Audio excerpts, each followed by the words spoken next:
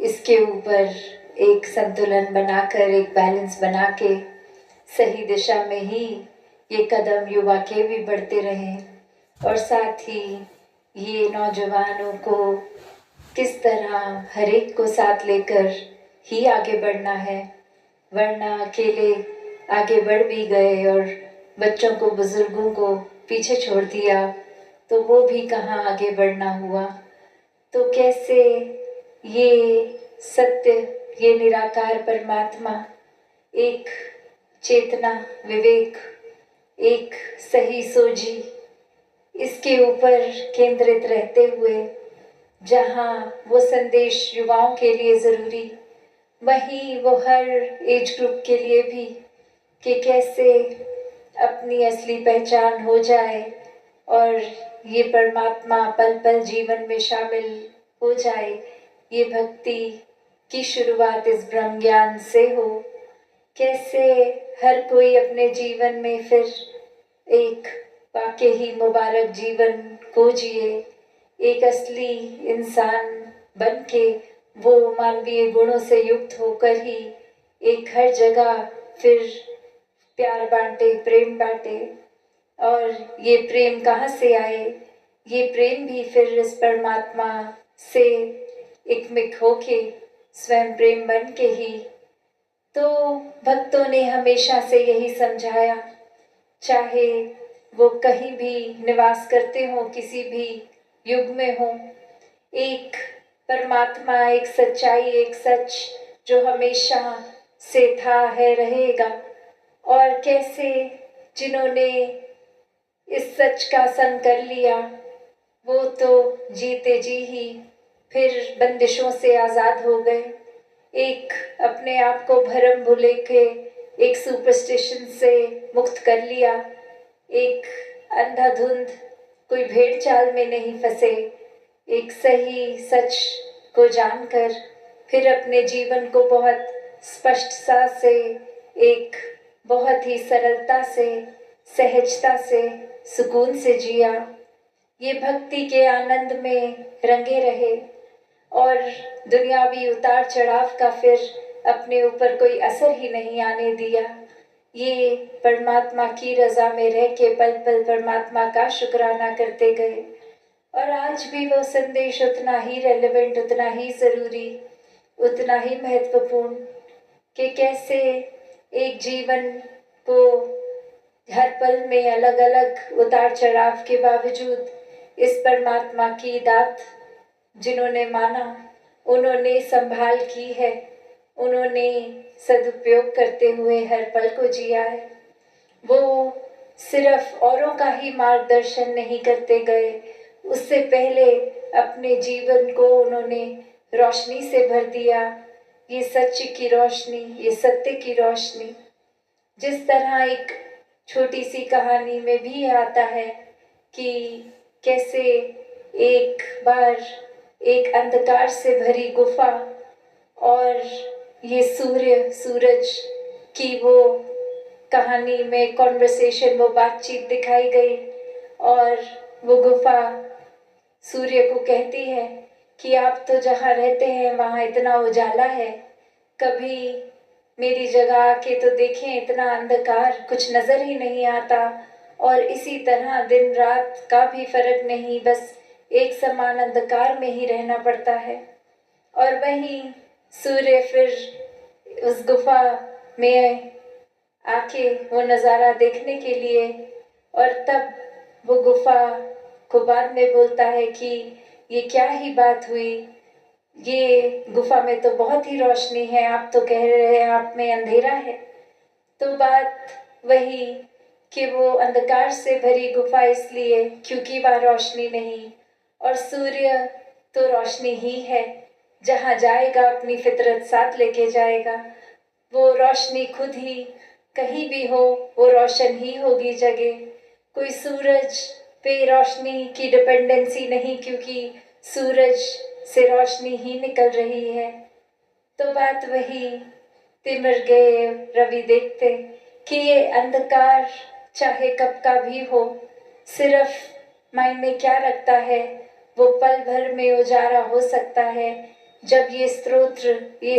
परमात्मा, ये खुद ही रोशनी, ये सच्ची रोशनी जो कभी एक बुझेगी नहीं, डिम नहीं होगी, ये जोर से हवा भी चले तो एक आग की तरह ये ना फैलेगी ना बुझेगी, बस वो साक्षी रूप ये स्थिर अपनी जगह पे। और ऐसे ही ये उजाला जिन्होंने वाकई ही महसूस किया, सिर्फ अनुमान नहीं कि उजाला ऐसा होता होगा या रोशनी ऐसी है, नहीं, जिन्होंने ये महसूस किया, ये खुद ही संग किया रोशनी का, तो ही ये बात पता चलती है। तो हर एक को जहाँ युगों युगों से यही संदेश दिया गया, किसी भी धर्म ग्रंथ और किसी भी महापुरुषों की वाणी को सुने तो यही समझा रहे हैं कि श्वासों ने अचानक कभी भी खत्म होना है। कोई एक पक्का तो नहीं कि युवा अवस्था, बाल अवस्था या बुजुर्गी तक पहुंचना भी है। तो जो समय भी है उसको व्यर्थ न गवाया जाए, इस परमात्मा के साथ अपना नाता जोड़ लिया जाए। एक अंधकार में जीवन जितना जी लिया तो वो समय निकल गया, कोई बात नहीं, अभी इसी पल से उजाले में जिया जा सकता है। तो कैसे हर कोई एक उजाले का संग कर ले, कैसे वाकई ही इंसानियत को अपनाए, कैसे ही इस तरह जीवन जिया जाए। तो एक मन मुटाव आपसी भी, एक भेदभाव के कारण सब आहिस्ता आहिस्ता वो भी खत्म हो जाते हैं जब ये समझ आ जाता है कि एक बात तो छोटी सी हमारी बुद्धि, हमारे अहंकार ने ही इतना बड़ा बना दिया कि हमें अपने नज़रिए के अलावा किसी और का वो दृष्टिकोण सही लगा ही नहीं। सही लगना तो दूर की बात, हम अगले की बात सुनते ही नहीं हैं। कभी बातचीत घर के अंदर भी दो सदस्य कर रहे हों तो अक्सर ये ऐसा ही हो जाता है कि बस अपनी ही बात बोल दी, दूसरे की तो सुनी तक नहीं। अपनी बात को एक उस तरह मानकर कि दूसरा हमसे क्या बेटर कुछ बता ही नहीं पाएगा। हम जो कह रहे हैं, जहाँ से हमारी ये सोच आ रही है वही सही है। और ऐसा अनेकों बार देखा गया कि जब हम अगर किसी को सुन ही नहीं रहे तो वो चाहे कितनी भी ठीक बात बोलें, जब सुने ही नहीं तो फिर उसका हम एक अच्छाई क्या ग्रहण करेंगे। और वहीं अगर सुन भी ली तो अक्सर ध्यान से नहीं सुनी, या फिर इसलिए सुनी कि आगे एक और हम कोई वाद विवाद कर सकें उस बात को पकड़ के, तो भी ये एक पॉजिटिव तरह से एक उस रूप में नहीं ग्रहण किया गया। और जब मन वाकई ही एक आर्ग्यूमेंट को, एक दलील को उस तरह से नहीं रखता किसी के आगे कि बस हमारा ही सही है ये नज़रिया, तो दूसरे की बात भी अच्छी लगती है। ये समझ आता है हाँ इस तरह हमने सोचा नहीं, ये अपनी जगह ठीक है, हम अपनी जगह ठीक है, तो गलत तो वो भी नहीं। तो ऐसे ये मनमुटाव ये पारिवारिक रूप में भी अगर ये देखा जाए कि छोटी छोटी बातों का हल सिर्फ एक साथ हर एक को जब तक लेकर चलेंगे तो वो सॉल्यूशंस, वो एक आंसर्स अपने आप आते रहेंगे। और जब ये संतमति को अपना लेते हैं तो वहाँ ये ही भाव अगर है भी कि पता है कि कोई डिस्कशन हो भी रही है तो वहाँ वो नफरत का रूप नहीं ले लेती। एक ये इंसान को तब पता है कि इस डिस्कशन को करते हुए भी ये परमात्मा हाजिर नाजिर है, तो वो एक दूसरे की फीलिंग्स का ख्याल रख के वो बात की जाती है। फिर दूसरे के ऊपर कीचड़ नहीं उछाला जाता, एक अपनी बात स्पष्टता से तो रखी जाती है, पर साथ ही कुछ ऐसा भी कटाक्ष दूसरे पे नहीं कि जिससे वो शब्द ही इतनी चोट अगले को पहुंचा दें कि वो बात तो डाइल्यूट हो गई, वो बात तो फिर जो इतनी ज़रूरी भी नहीं रह गई, उससे ज़्यादा ज़रूरी तो उस इंसान के लिए फिर ये दर्द रह जाएगा जो हमारे द्वारा दिया गया। तो हर एक को जहाँ ये बहुत ही एक विवेकतापूर्ण, एक अपने चेतनता को ऐसा इस्तेमाल करते हुए हर समय रहना है, वहीं ये अलर्ट होके एक रहना जहाँ पे किस तरह से एक आचरण भी हो, शब्द भी हो, भाव भी हो, और ये सुगंधित भाव, ये खुशबू से भरे तभी होंगे जब वाकई ही ये खुशबू परमानेंट जो है, ये परमात्मा, ये जब निवास करे अंदर बाहर, तो पता है फिर कोई जानबूझकर तो एक किसी को चोट नहीं कोई पहुंचाएगा। और अगर किसी समय कुछ ऐसी बात हो भी गई तो कैसे फिर मन स्वयं ही क्षमा याचक हो जाता है। वो किसी को कहना नहीं पड़ता कि जाके क्षमा मांगिए, खुद को ही ये एहसास हो जाता है। तो कैसे हर कोई अपने जीवन को, जहाँ जो भी पड़ाव जीवन का चल रहा है, उसको ही सुनहरा किया जा सकता है। कोई खास समय विशेष की एक वेट करना ज़रूरी नहीं है कि जब ऐसा होगा तो ही ऐसा किया जा सकता है। फिर भक्त तो अपॉर्चुनिटीज़ बना ही लेता है कि अगर ऐसी बात नहीं तो मैं खुद ही एक कोई इनिशिएटिव लूँ कि ये अपने भावों को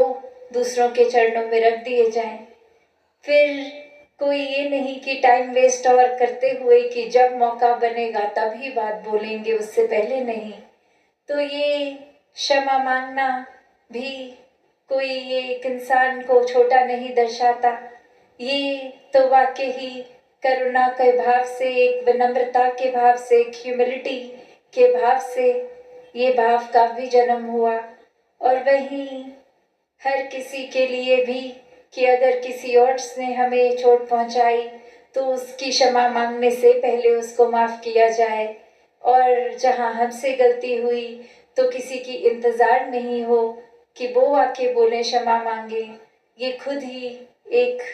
मन चेतना से भरा, एक इंटेलिजेंस, उस तरह से इमोशनल एक आईक्यू की बात कि कैसे वो सेंसिटिविटी से हैंडल करके एक अपनी बात को रखा जाए। तो कैसे संसार में आज भी जहाँ एक इतनी विस्तार की बात हो रही है, हर फील्ड में हो, चाहे वो आध्यात्मिक रूप भी, चाहे वो भी समागम पे भी सबने विस्तार को ही इलेबोरेट किया, उसी पे बात रखी। कैसे एक आज इंसान अगर चाह रहा है तो वो एक उस तरह विस्तार करने लगा है जो कहीं से प्रमाण नहीं देता इंसानियत का। वो एक एक किसी की कमियों को पकड़ के ऐसे उछाल दे, चाहे वो आज इतना नहीं एक मेहनत भी करनी पड़ती कि किसी को जाके बोलो, बस एक छोटी सी चीज़ ही चिंगारी लगाने के लिए काफ़ी है। चाहे वो आजकल हम सोशल मीडिया का भी रूप देखते हैं कि किसी ने कोई एक फोटो डाली या कमेंट दिया और उसके नीचे ही कुछ कुछ ऐसी बातें बोल दी कि बस सब वो आग की तरह नफरत फैल गई। कैसे वो चेक भी नहीं किया गया कि जो हम बोल रहे हैं वो फैक्ट हमारा सही है भी नहीं है, या वो तस्वीर डालने से पहले भी कि ये कुछ लिखा है हमने तो ये चीज़ सही है भी कि नहीं, बस एक होड़ की कुछ जैसे ही कच्चा पक्का भी पता है बस डाल दें कि ये पता लगे, ये सबसे पहले एक बात हमसे ही पता लगी हो, उस तरह हमारी इम्पोर्टेंस हो जाए। तो भक्त तो हमेशा एक पक्के पैर चलते हैं, ना अफवाहों को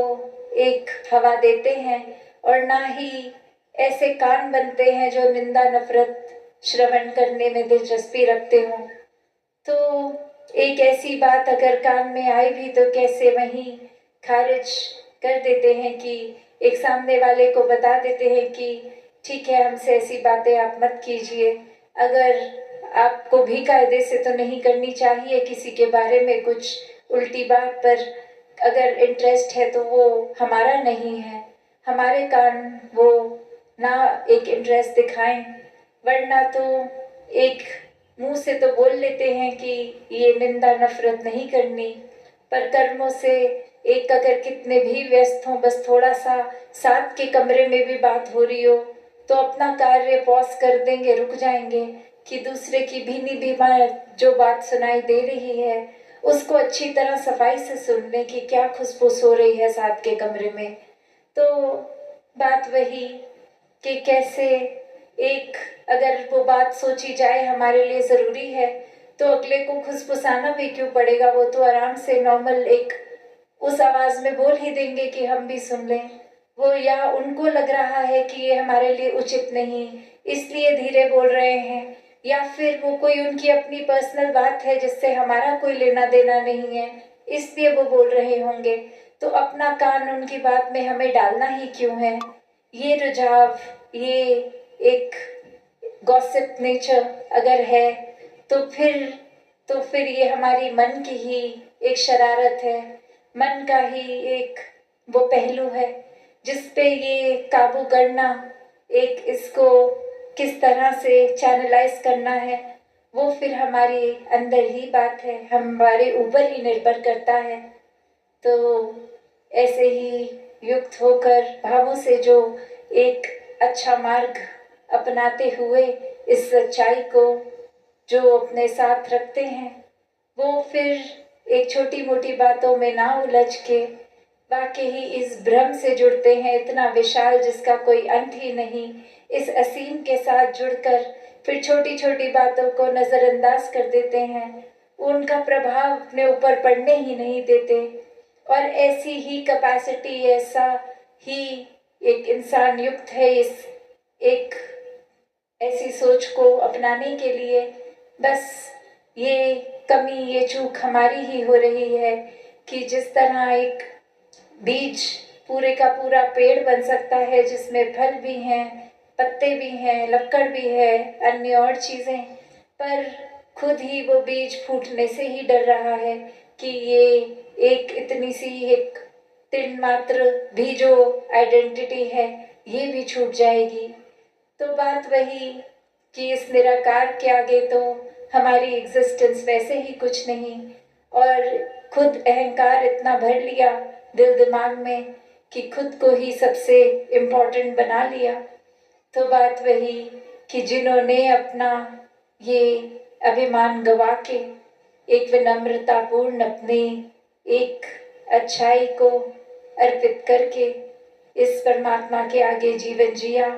वही वाकई ही एक सच्चे भक्त बने। तो दासी और समय ना लेते हुए इन्हीं शब्दों से आपसे आज्ञा लेगी। साथ संगत जी, धन्यवाद जी।